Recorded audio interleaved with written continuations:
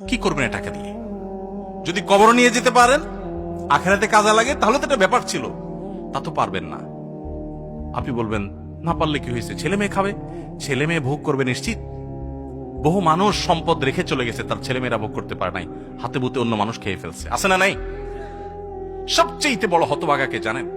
আল্লাহর জমিনে সবচেয়ে বড় দুর্ভাগা, সবচেয়ে বড় বেয়াকুব এবং নির্বোধ মানুষ হলো সে, যে যাদের জন্য চুরি করবে তারাও সে দায় নিবে না। কিয়ামতের দিন ছেলে আয়সা বলবে না, আব্বা চুরিদারি ডাকাতি 2 নম্বরই যা করছেন, ঘুষ সুদ যা খাইছেন আমাদের জন্যই তো খাইছেন, আল্লাহ আমার আব্বারা জাহান্নামে দিয়ে না, আমাদের নিয়ে যান। বলবে না ভাই, কোরআন বলেছে ইয়াউমা ইয়াফিরুল মারউ মিন আখিহি ওয়া উম্মিহি ওয়া আবিহি ওয়া সাহিবাতিহি ওয়া বানি। সন্তান বাপকে দেখে মাকে দেখে পালাবে, যে না জানি আজকে কোনো কিছুর জন্য ধরে। সবাই ইয়ানফসি ইয়ানফসি করবে। যাদের জন্য চুরি করবেন ওরাও দায় নিবে না। আপনার মতো নির্বোধ কে হতে পারে? সন্তানকে চুরির সম্পদ দিয়ে বড় করবেন না, সততা দিয়ে বড় করেন।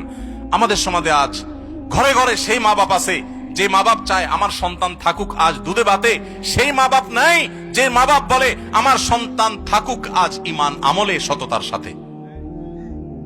সেই মা বাপ নাই। মা বাপ নকল কিনে এনে দেয়, বাবা 2 নম্বরে করে পরীক্ষা দেয়।